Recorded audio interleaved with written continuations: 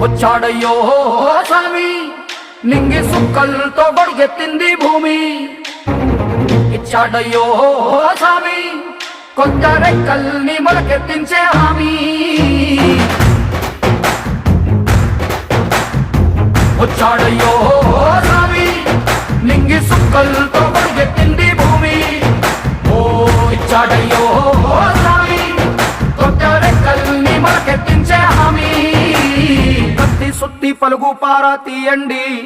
మన కష్టం సుక్కలు కుంకం బొట్టుగా పెట్టండి